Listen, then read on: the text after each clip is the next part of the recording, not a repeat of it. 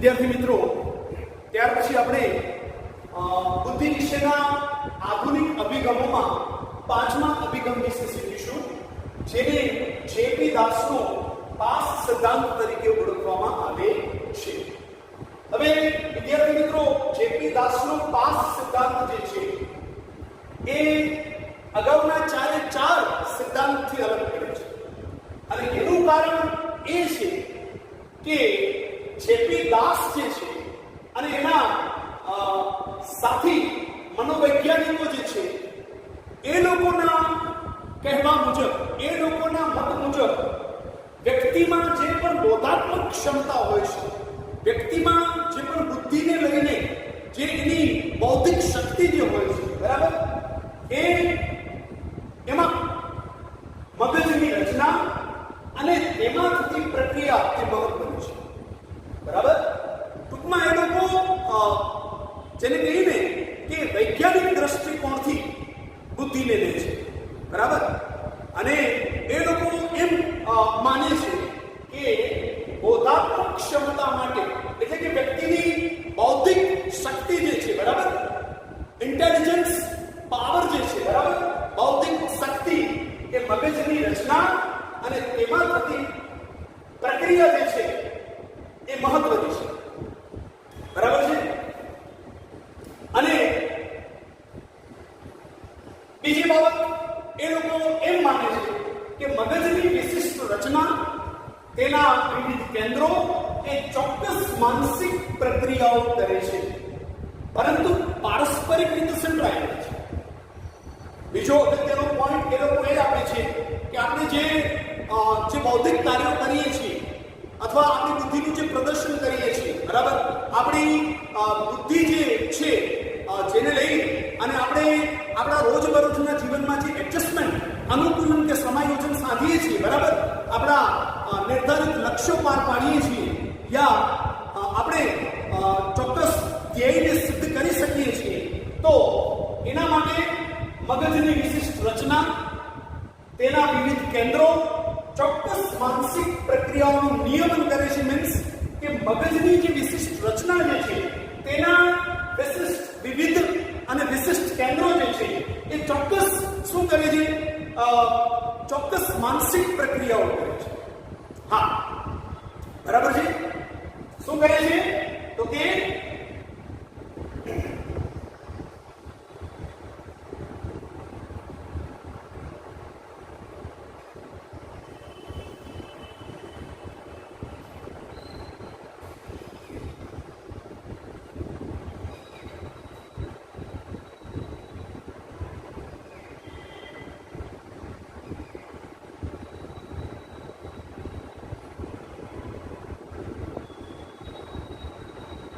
મગજની વિશિષ્ટ રચના જે છે તેના વિવિધ વિશિષ્ટ કેન્દ્રો જે છે તે ચોક્કસ માનસિક પ્રક્રિયાઓ કરે છે સ્વતંત્રપણે, પરંતુ સાથે સાથે પારસ્પરિક રીતે જોડાયેલા છે, જેના પરિણામ સ્વરૂપ વ્યક્તિ એ પોતાની બુદ્ધિ પ્રદર્શિત કરે છે. બરાબર, યા વ્યક્તિમાં બોધાત્મક પ્રક્રિયાઓ થાય છે યા બુદ્ધિને પ્રદર્શિત કરે છે. ત્રીજો અગત્યનો પોઈન્ટ એ છે જેપી દાસના સિદ્ધાંતનો. જેપી દાસ અને એમના સાથી મનોવૈજ્ઞાનિકો મગજને બે ભાગમાં વહેંચી અને સમજાવવાનો પ્રયત્ન કરે છે, જે ઓલરેડી જે ન્યુરોસાયન્સ જે છે, બરાબર, ન્યુરો સાયકોલોજી જે છે, બરાબર, ન્યુરો સાયકોલોજી મેં તમને વાત કરી એ પ્રમાણે, બરાબર, એ મુજબ એ લોકો સિદ્ધાંત જે છે એ વર્ણવે છે. અને અહીંયા એમનું જે એપ્રોચ જે છે એ ટોટલી સાયન્ટિફિક છે. બરાબર, તો એ લોકો પણ બુદ્ધિને સમજવા માટે શું કરે છે? તો કે મગજને બે ભાગમાં વહેંચી અને સમજાવવાનો પ્રયત્ન કરે છે. એ લોકો એમ કહે છે કે આપણા મગજને મુખ્યત્વે બે ભાગોમાં વિભાજિત કરેલ છે, અથવા આપણા મગજને મુખ્યત્વે બે ભાગો છે: ડાબું મસ્તિષ્ક ગોળાર્ધ, જમણું મસ્તિષ્ક ગોળાર્ધ. બરાબર છે. અને આપણે જે દ્રશ્યો જોઈએ છીએ, એટલે કે આપણી દ્રષ્ટિ, જે કશું આપણે સાંભળીએ છીએ, એટલે કે આપણી શ્રાવ્ય શક્તિ, જેની આપણે ગંધ પરખીએ છીએ, એટલે કે ગંધ પરખ શક્તિ વગેરેના કેન્દ્રો એ મગજના ચોક્કસ ભાગમાં આવેલા હોય છે અને ચોક્કસ પ્રક્રિયાઓનું નિયમન સ્વતંત્રપણે કરે છે, પરંતુ એ બધા જ કેન્દ્રો પરસ્પર સંકળાયેલા છે. બરાબર? તો ચોથો પોઈન્ટ જે છે એમાં જેપી દાસ અને એમના મિત્રોનું જે કહેવું છે, જે મનોવૈજ્ઞાનિક મિત્રો છે એ એવું માને છે કે આપણે જે કશું જે કંઈ પણ જોઈએ છીએ, એટલે કે આપણી દ્રષ્ટિ, જે કંઈ પણ સાંભળીએ છીએ, આપણી શ્રાવ્ય શક્તિ, જેની પણ આપણને ગંધ આવે છે, એટલે કે આપણી ગંધ પરખ શક્તિ વગેરેના કેન્દ્રો મગજના ચોક્કસ ભાગમાં આવેલા હોય છે. અને મગજની વિશિષ્ટ રચના વ્યક્તિની બોધાત્મક ક્ષમતા સાથે સંકળાયેલી છે. ટૂંકમાં એ લોકો છેલ્લા પોઈન્ટમાં એવું કહે છે કે વ્યક્તિમાં જે બુદ્ધિ જોવા મળે છે, યા એની બુદ્ધિ શક્તિ જે છે, બૌદ્ધિક ક્ષમતા જે છે, એના માટે એના મગજની રચના એ અગત્યનો ભાગ ભજવે છે. જેટલું વૈજ્ઞાનિક રીતે વ્યક્તિનું મગજ સ્વસ્થ, એટલું એમ કહી શકાય કે એની બૌદ્ધિક ક્ષમતા જે છે એ બહુ ઉચ્ચ કક્ષાની હોય છે. બરાબર છે? અને મગજની વિશિષ્ટ રચનામાં કોઈ ખોડ ખાપણ હોય, કોઈ નુકસાન, કોઈ ઈજા પહોંચે છે, ત્યારે વ્યક્તિ કેટલીક જે છે એબિલિટીઝ એ ગુમાવી બેસે છે, યા એમાં એ ઓછું પ્રદર્શન કરી શકે છે. બરાબર? એવું જેપી દાસ અને એમના સાથી મનોવૈજ્ઞાનિકોનું માનવું થાય છે. વિદ્યાર્થી મિત્રો, હવે જેપી દાસનો પાસ સિદ્ધાંત જે છે એમાં 4 મુખ્ય બોધાત્મક પ્રક્રિયાઓનો સમાવેશ થાય છે. બરાબર છે? જેપી દાસનો જે પાસ સિદ્ધાંત છે એના મુજબ એમાં જો શીખીએ આપણે, તો જેપી દાસ અને એના મનોવૈજ્ઞાનિક મિત્રો જે છે એમનું કહેવું એ થાય છે કે આપણી જે બૌદ્ધિક ક્ષમતા જે છે, બોધાત્મક શક્તિ જે છે, બરાબર, એમાં મુખ્યત્વે 4 બોધાત્મક પ્રક્રિયાનો સમાવેશ થાય છે. હવે 4 મુખ્ય બોધાત્મક પ્રક્રિયાઓ કઈ કઈ? તો પહેલી પ્લાનિંગ. પાસનો જે સિદ્ધાંત છે એમાં P ફોર પ્લાનિંગ. બરાબર? P ફોર પ્લાનિંગ એટલે કે આયોજન. હવે આ પ્રકારની બુદ્ધિ અને એનું પ્રદર્શન કઈ રીતે જોવા મળે છે? બરાબર? તો જેપી દાસનું એવું માનવું છે કે આપણે જ્યારે કોઈ સમસ્યાનો ઉકેલ લાવી શકીએ, આપણે કોઈ ધ્યેય, લક્ષ્ય, બરાબર, જેને આપણે ગોલ કહીએ છીએ, એ નક્કી કરીએ અને એને અચીવ કરીએ આપણે. બરાબર? એટલે કે એને આપણે સિદ્ધ કરી શકીએ, પ્રાપ્ત કરી શકીએ, હાંસલ કરી શકીએ. બરાબર? આપણે જે પણ કાર્ય કરી રહ્યા છીએ, બરાબર, એમાં આપણને સફળતા મળશે કે નિષ્ફળતા, સફળતા મળશે તો કેટલે અંશે મળશે વગેરેનું પૂર્વ અનુમાન આપણે કરી શકવા માટે માની લો કે સક્ષમ હોઈએ, ક્ષમતા ધરાવતા હોઈએ. આપણે કોઈ બાબતને લઈને આપણા પ્રતિભાવો આપીએ, બરાબર, આપણા ઓપિનિયન જેને કહેવાય, અને કોઈ બાબતે આપણને પૂછવામાં આવે તો એ બાબતે આપણે જે સલાહ, સૂચન, કહો કે માર્ગદર્શન આપીએ, બરાબર, સલાહ, સૂચન કે માર્ગદર્શન, જેને આપણે પ્રતિપુષ્ટિ કહીએ છીએ, ફીડબેક ઇંગ્લિશમાં કહેવાય છે, કે તમે જ્યારે કોઈ બાબતને લઈને કોઈ તમને પૂછે છે અને તમે જે તમારા પ્રતિભાવોની સાથે સાથે, બરાબર, તમે તમારું ફીડબેક આપો છો, બરાબર, જેને આપણે પ્રતિપુષ્ટિ કહીએ છીએ. બરાબર? તો એ બધાનો સમાવેશ જે છે એ તમામ બૌદ્ધિક પ્રક્રિયાઓ જે છે, બરાબર, એ પ્લાનિંગ અંતર્ગત આવે છે. બરાબર? ત્યાર પછી હવે આ બધી માનસિક કે બૌદ્ધાત્મક પ્રક્રિયાઓ માટે કોણ જવાબદાર છે? તો કે મોટા મગજનો અગ્રખંડ જવાબદાર છે, એવું જેપી દાસ માને છે. બરાબર? ફરી એકવાર થોડું રિવાઇઝ કરી લઉં, કારણ કે અહીંયા બુદ્ધિને સાયન્ટિફિકલી સમજાવવામાં આવ્યું છે. બુદ્ધિ, તેની પ્રક્રિયાઓ અને બુદ્ધિનું સમગ્રપણે પ્રદર્શન એને સાયન્ટિફિકલી સમજાવવામાં આવ્યું છે. તો આપણે થોડું રિવાઇઝ કરી લઈએ જેથી તમને વધુ સ્પષ્ટ થઈ જાય.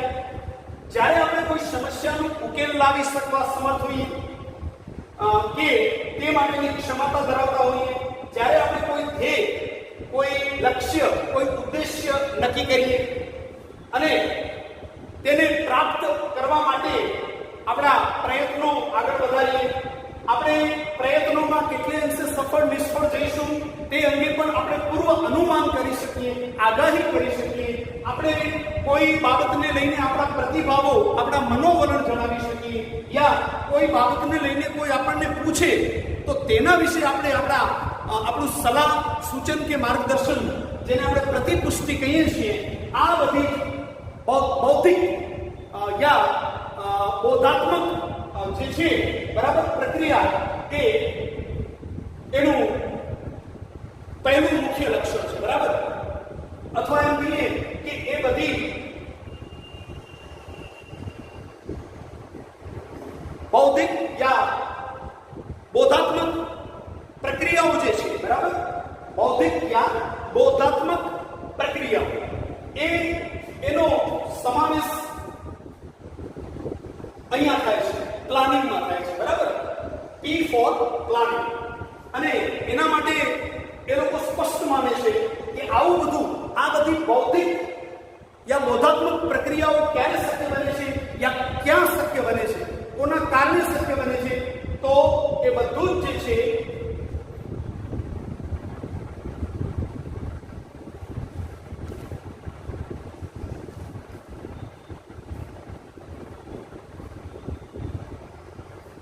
મોટા મગજનો અગ્રખંડ જવાબદાર હોય છે. એના માટે કોણ જવાબદાર હોય છે? મોટા મગજનો અગ્રખંડ એના માટે જવાબદાર હોય છે. બરાબર? એટલે બરાબર યાદ રાખજો અહીંયા મોટા મગજનું અગ્રખંડ. ત્યાર પછી બીજું જે છે પાસમાં એ આવે છે.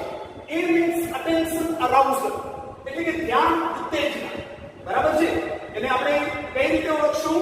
અટેન્શન એરાઉઝલ, એટલે કે ધ્યાન ઉત્તેજના. હવે જોજો, ઘણી વખત વાતાવરણના અમુક ઉદ્દીપકો પ્રત્યે આપણે ધ્યાન આપીએ છીએ, જ્યારે અમુક ઉદ્દીપકોને આપણે અવગણીએ છીએ. બરાબર છે? દાખલા તરીકે પરીક્ષા ચાલુ છે, બરાબર છે, તો એટેન્શન અરાઉઝલ કોને કહેવાશે?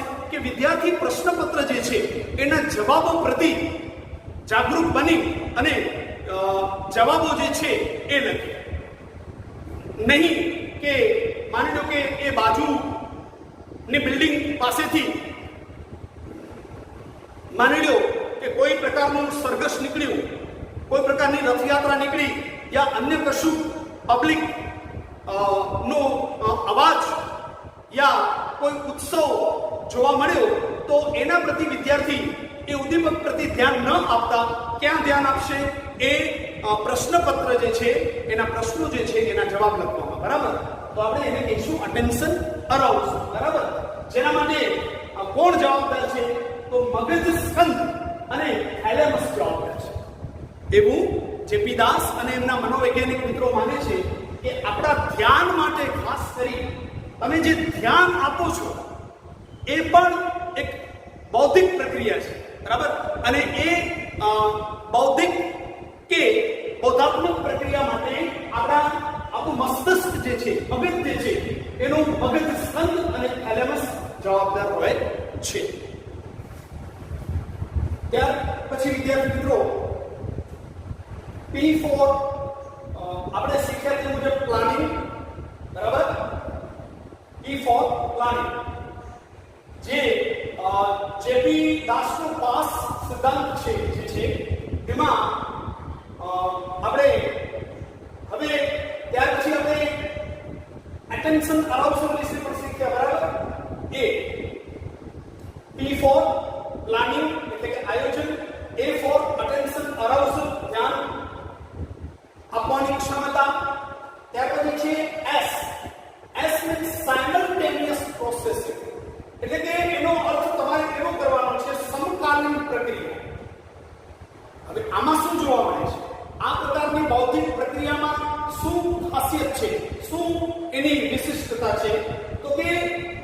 જુદા જુદા ઉદ્દીપકોને સાંકળી તેને એક ઘટના કે ઓળખ તરીકે આલેખવાની ક્ષમતા. જુદા જુદા ઉદ્દીપકોને સાંકળી તેને એક ઘટના કે ઓળખ તરીકે આલેખવાની ક્ષમતા. તમે કહેશો સાહેબ એક ઉદાહરણ તરીકે ભાષાકીય સમજ, બરાબર? એને આપણે શું કહી શકીએ? ભાષાકીય સમજ. જો આપણે દાખલા તરીકે માની લો કે તમે પરીક્ષા ખંડમાં પરીક્ષા આપવા જઈ રહ્યા છો, બરાબર છે? તો જે બિલ્ડિંગમાં તમે એન્ટ્રી કરી, બરાબર, એ બિલ્ડિંગમાં મારે બોર્ડમાં લખેલું છે કે પરીક્ષાર્થીઓએ 100% સૂચનાઓનું ચુસ્તપણે અમલ કરવો. માની લો એમાં 3 થી 4 સૂચનાઓ હોય કે વિદ્યાર્થીઓએ તેમનું જે તે વિષયનું સાહિત્ય વર્ગખંડ પરીક્ષાખંડની બહાર મૂકવું. બીજા નંબરમાં વિદ્યાર્થીઓએ કોપી કરવી નહીં. ત્રીજા નંબરમાં વિદ્યાર્થીઓ જે છે એ કોઈ પ્રકારનું ગેરવર્તન યા ગેરવ્યવહાર કરતા પકડાશે તો પરીક્ષામાંથી એમને બરખાસ્ત કરવામાં આવશે યા એમને કાઢી મૂકવામાં આવશે, એમને એ વિષયમાં ગેરહાજર બતાવવામાં આવશે. આ બધી જ સૂચનાઓ આપેલી હોય અને વિદ્યાર્થી તરીકે એ સૂચનાઓ જે છે, બરાબર, એને તમે શું કરો છો? એકી સાથે એનો અર્થ ગ્રહણ કરો છો, એમાંથી કંઈક તમે શીખો છો, કંઈક બોધ પ્રાપ્ત કરો છો, બરાબર? એટલે આપણે એને કહીશું સાયમલ્ટેનિયસ પ્રોસેસિંગ, સમકાલીન પ્રક્રિયા, બરાબર? હવે આમાં અહીં કોણ અગત્યની ભૂમિકા ભજવે છે? તો કે મોટા મગજનું પશ્ચખંડ અને મધ્ય. આપણું જે મોટું મગજ જે છે, બરાબર, એ મોટા મગજનું પશ્ચખંડ અને મધ્યખંડ જે છે એ આ પ્રકારની ભાષાકીય સમજ પ્રાપ્ત કરવામાં, બરાબર, ભાષાકીય સમજ પ્રાપ્ત કરવામાં મહત્વની ભૂમિકા ભજવે છે. તો ભાષાકીય સમજમાં આપણે જોયું એ પ્રમાણે કે કોઈ વિષય યા કોઈ બાબત, બરાબર, ને લઈને, અને એના માટે મેં પરીક્ષાનું ઉદાહરણ એટલા માટે આપ્યું કે તમને સ્પષ્ટ સમજી શકો, તમે સ્પષ્ટપણે સમજી શકો. તો કોઈ વિષય, કોઈ બાબત યા કોઈ પણ જેને કહીએ ને કે કોઈ ઇવેન્ટ જે છે, જેમ કે પરીક્ષા, બરાબર, તો એને લગતી જે સૂચનાઓ જે છે, બરાબર, એને તમે યોગ્ય રીતે વાંચી અને સમજી શકો છો. એમાંથી તમે કંઈક અર્થગ્રહણ કર્યો, તમે કંઈક બોધ પ્રાપ્ત કર્યો. તો આ બધું કેવી પ્રક્રિયા છે? સાયમલ્ટેનિયસ, એકી સાથે ચાલે છે, બરાબર? એમાં એવું નથી બનતું કે તમે કોઈ એક સૂચનાનું તમે સમજ પ્રાપ્ત કરી અને બીજી સૂચના થોડી વાર પછી તમને સમજાશે, બરાબર, યા ત્રીજી સૂચના શું છે તમને ખબર જ નથી પડતી, એવું નહીં બને, બરાબર? તમે તમામ સૂચનાઓ રૂપી ઉદ્દીપક જે છે, બરાબર, એને એકી સાથે સમજી શકો છો, બરાબર? તો એને કહેવાશે સાયમલ્ટેનિયસ પ્રોસેસિંગ, સમકાલીન પ્રક્રિયા. અને ત્યાર પછી last but not the least, એ છેલ્લું S જે છે એ S શું સૂચવે છે? સક્સેસિવ પ્રોસેસિંગ, ક્રમબદ્ધ યા કહો કે સફળતાપૂર્વકની પ્રક્રિયા, બરાબર? સક્સેસિવ પ્રોસેસિંગ ગુજરાતીમાં તમને યાદ રાખવું હોય તો એને ક્રમબદ્ધ યા કહો કે સફળતાપૂર્વકની પ્રક્રિયા. હવે અહીંયા કેવું આપણે આને કેવી રીતે જેને કહીએ ને કે બુદ્ધિમાં પ્રદર્શિત થતું જોઈ શકીએ? તો કે જ્યારે તમે અર્થપૂર્ણ વાંચન અને લેખન કૌશલ્ય ધરાવતા હો, બરાબર, તમે કશું વાંચો છો તો અર્થપૂર્ણ વાંચો છો, અર્થ તમને સમજાય છે એ રીતે વાંચો છો. અને તમે જ્યારે કશું લખો છો તો લખવામાં પણ તમારું સાતત્ય છે, અર્થ સભર લખો છો, યોગ્ય લખો છો, પ્રસ્તુત લખો છો, બરાબર છે? જે તમને પૂછવામાં આવ્યું છે પ્રશ્નમાં એ જ જવાબ લખો છો. આ બધી જે ક્ષમતાઓ જે છે અને એમાં જે તમારી બુદ્ધિનું પ્રદર્શન જે છે એને આપણે શું કહીશું? સક્સેસિવ પ્રોસેસિંગ, બરાબર? એને આપણે સક્સેસિવ પ્રોસેસિંગ એટલે કે ક્રમબદ્ધ યા સફળતાપૂર્વકની પ્રક્રિયા કહીશું, જેમાં આપણા મગજનો અગ્રખંડ અને નિમ્નખંડ જે છે એ અગત્યની ભૂમિકા ભજવે છે. બરાબર? મગજનો અગ્રખંડ અને નિમ્નખંડ એ એમાં મહત્વનું કાર્ય કરે છે, અગત્યની ભૂમિકા ભજવે છે. તો વિદ્યાર્થી મિત્રો, આ રીતે આપણે બુદ્ધિ અંગેના કુલ 5 આધુનિક અભિગમો વિશે શીખ્યા. મારું તમને નમ્ર નિવેદન છે કે એને લગતું હોમવર્ક જે છે, બરાબર, એ તમારી ફેરબુકમાં જે તમારી જે બાકી નોટબુક છે એમાં કરવાનું છે તમારે. પરીક્ષાની દ્રષ્ટિએ અત્યંત અગત્યનો ટોપિક છે, બરાબર, બુદ્ધિ અંગેના આધુનિક અભિગમ, બરાબર, જે તમને નિબંધ પ્રકારના પ્રશ્નમાં પૂછી શકે, મુદ્દાસર જવાબમાં પૂછી શકે, 80 શબ્દોમાં જવાબ આપો, 30 શબ્દમાં જવાબ આપો, યા બહુવૈકલ્પિક, બરાબર, બહુવૈકલ્પિક એટલે વૈકલ્પિક જે પ્રશ્નો જે છે એમાં પણ પૂછી શકે છે. તો તે અંગેની નોટ્સ તૈયાર કરવાની ખાસ સૂચના છે, બરાબર. અને બની શકે તો આજનું ટીચિંગ સેશન 2 થી 3 વખત તમે રિવાઇઝ કરશો તો આપને જરૂર સ્પષ્ટ, સચોટ પૂર્વક અને સરળતાથી સમજી શકાશે, તમે એને સમજી શકશો. આઈ હોપ કે આજનું આપણું ટીચિંગ સેશન તમને જરૂર ગમ્યું હશે. તો એને જરૂર તમે સબસ્ક્રાઇબ કરજો, લાઈક અને સાથે સાથે શેર પણ કરજો, અને સિન્સિયરલી પ્રિપેરેશન તો ખાસ. Till then, good bye and have a nice day. Thank you so much.